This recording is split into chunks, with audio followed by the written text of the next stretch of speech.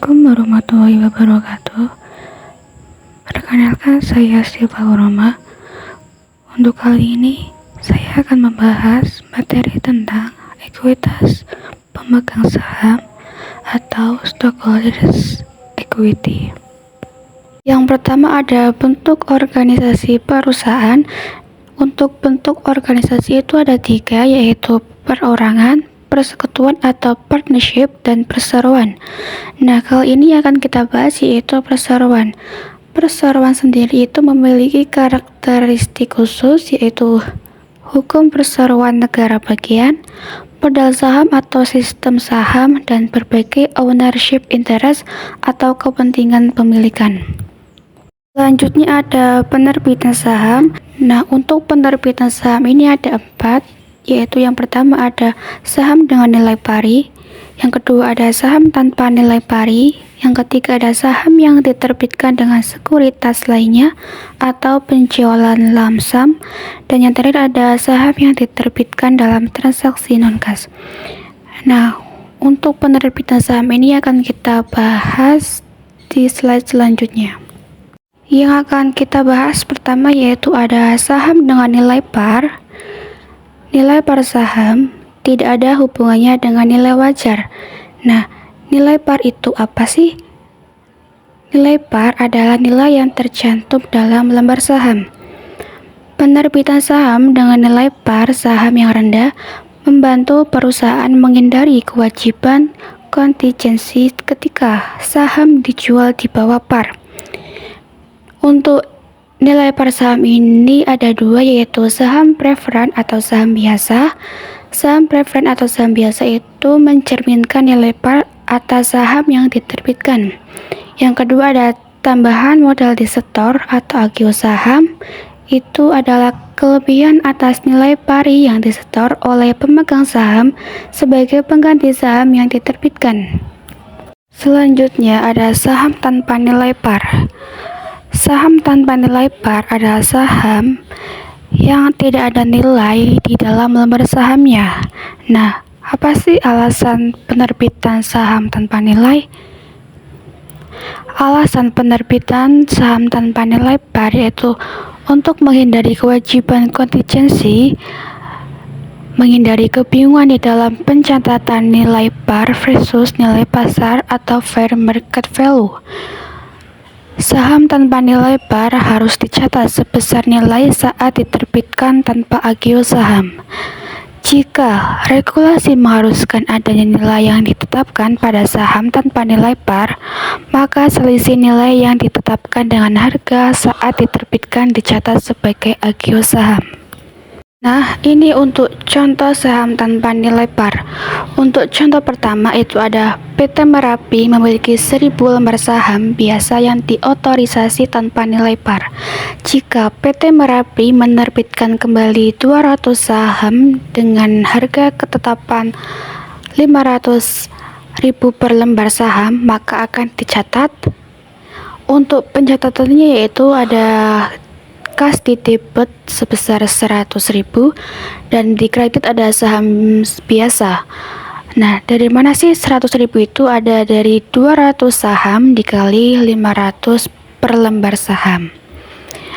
Untuk contoh yang kedua ada jika 200 saham dengan nilai yang ditetapkan sebesar Rp500 diterbitkan pada 550 lembar saham secara tunai, maka pencatatannya adalah sebagai berikut.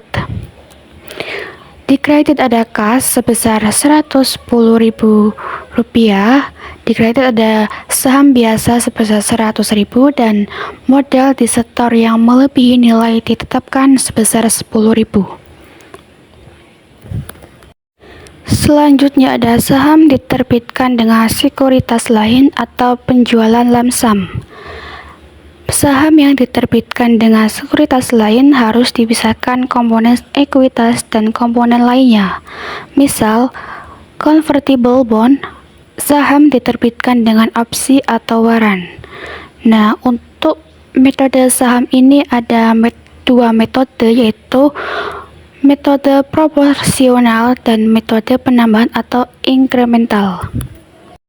Selanjutnya ini ada contoh untuk metode proporsional dengan saham diterbitkan dengan sekuritas lain. Contohnya, PT DEF menerbitkan 500 lembar saham biasa dengan nilai par Rp100.000 dan nilai wajar Rp600.000, serta 200 lembar saham preferen dengan nilai par Rp200.000 dan nilai wajar Rp1.000 yang dijual dengan lamsam Rp400.000. Untuk perhitungannya, kita akan mencari nilai pasar terlebih dahulu. Nah, untuk saham biasa itu jumlah sahamnya 500, nilainya 600, dan totalnya itu yaitu Rp300.000. Selanjutnya ada saham preferen itu jumlah sahamnya 200, nilainya 1000.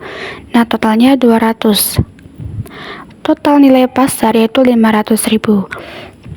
Nah, untuk presentasinya itu 100%, maka untuk saham biasa itu 60% dan saham preferen itu 40%.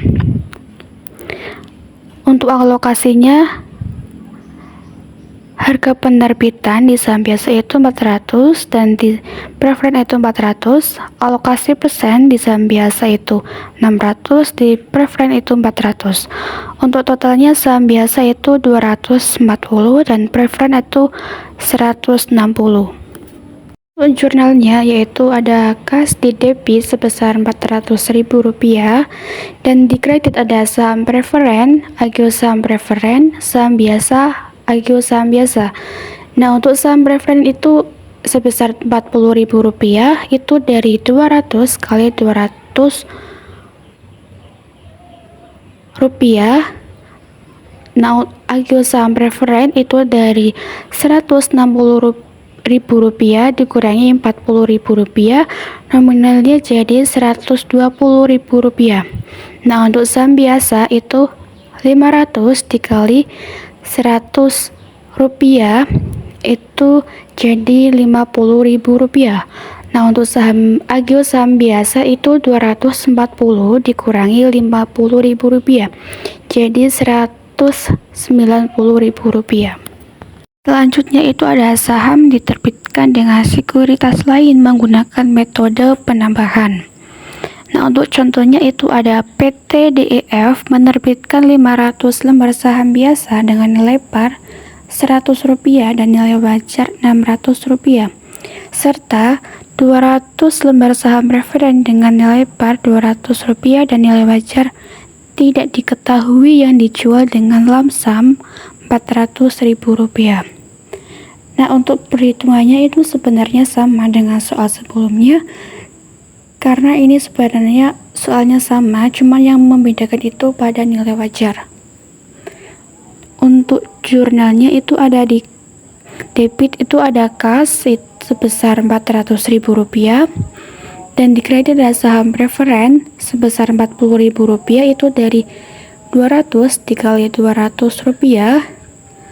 Ada agio saham preferen itu sebesar Rp60.000 itu dari Rp100.000 dikurangi Rp40.000. Selanjutnya ada saham biasa itu sebesar Rp50.000 itu dari 500 dikali Rp100. Dan terakhir ada agio saham biasa itu sebesar 250 itu dari Rp300.000 dikurangi Rp50.000. Terakhir itu ada saham diterbitkan dengan transaksi non-kas. Perusahaan harus mencatat saham yang diterbitkan dengan non-kas pada nilai wajar atas barang atau jasa yang diterima. Jika nilai wajar atas barang dan jasa tidak dapat diukur dengan handal, digunakan nilai wajar saham yang diterbitkan. Nah, untuk contoh saham diterbitkan dengan transaksi non-kas itu seperti ini. PT KHI menerbitkan saham biasa sebanyak 2000 lembar dengan nilai par Rp500 untuk mendapatkan paten atas produk PT KHI. Nah, kasus 1 itu PT KHI tidak dapat menentukan nilai wajar paten, tetapi dapat menentukan nilai wajar saham sebesar Rp750 Rp1.500.000. Untuk jurnalnya itu ada paten itu sebesar Rp1.500.000 dan di kredit ada saham biasa sebesar 1 juta dan agio saham biasa sebesar Rp500.000. Untuk kasus kedua, PT KHI tidak dapat menentukan nilai wajar saham, tetapi dapat menentukan nilai wajar paten sebesar Rp1.200.000. Untuk jurnalnya, paten sebesar Rp1.200.000 di debit dan di kredit ada saham biasa sebesar 1 juta dan agio saham biasa sebesar Rp200.000. Nah, untuk kasus terakhir atau kasus yang ketiga itu PT KHI tidak dapat menentukan nilai wajar saham dan paten, tetapi konsultan independen menentukan nilai wajar paten sebesar Rp1.250.000 berdasarkan metode diskonto arus kas. Untuk jurnalnya itu di debit ada paten sebesar Rp1.250.000 dan di kredit ada saham biasa sebesar 1 juta dan agio saham biasa sebesar Rp250.000. Mungkin itu saja yang dapat saya sampaikan. Terima kasih. Wassalamualaikum warahmatullahi wabarakatuh.